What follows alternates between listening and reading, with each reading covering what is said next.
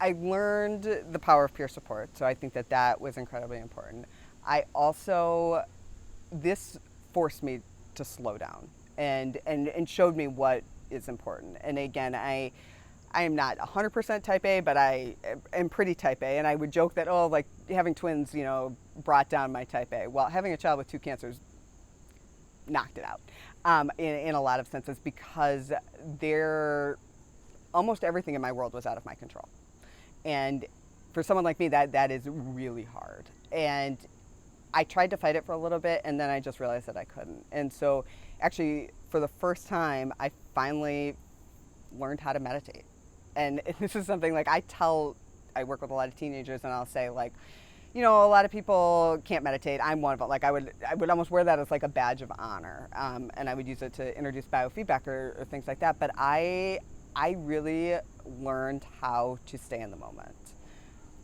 Not a way I recommend doing it is having your child go through this, but it forced me to. And I think that I have continued to try to do that throughout. I read a fabulous book, which I will get you the name of, that I've always thought of meditation as like sitting on a cushion, that you have to do it for this long period of time. And again, you look at my day, I was like, I don't even have time to pee.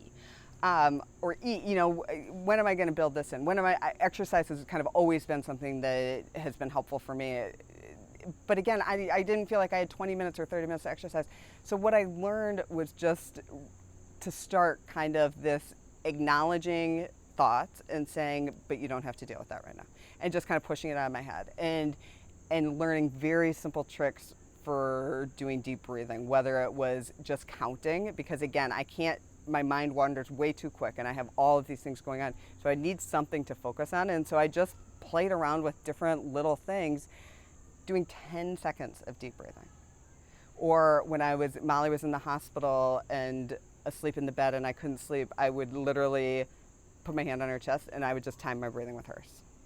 So again, it was kind of figuring out what worked for me, and it's very different. And I don't think if anybody had said like, oh, you need to do this, like it ended up being a personal thing, but it was kind of a matter of survival. Like I had to be able to fall back asleep. I had to be able to get my mind out of that terrible place. And so I little trips like that. I did use an app for meditation because again, I think that I go too quickly. And so for me, I used the Peloton app because I really liked their meditations. And they had ones that are 5 minutes, 10 minutes, so again, it didn't feel like this huge ask. And then as a Headspace at the beginning of the pandemic had opened up Headspace to all frontline health workers. And so I had a subscription, and they have phenomenal apps for kids, or for meditations for kids, Sesame Street. And so I would sometimes have Molly do one with me, again, like we would do it together. And so I really, at the beginning, I didn't think it was making a difference, but I just kept doing it because it felt like I was doing something. And now, like, I can actually meditate for 20 minutes, which is something it is a skill. And I think just acknowledging that it was just looking for these little opportunities to just do something for myself. I bought really expensive hand soap, like extraordinarily expensive hand soap for the transplant unit. But every time I washed my hands, it was a brief moment of like, wow, this smells really good. I can't recommend that. It really was figuring out these tiny little things that just gave me a pause to focus on something else.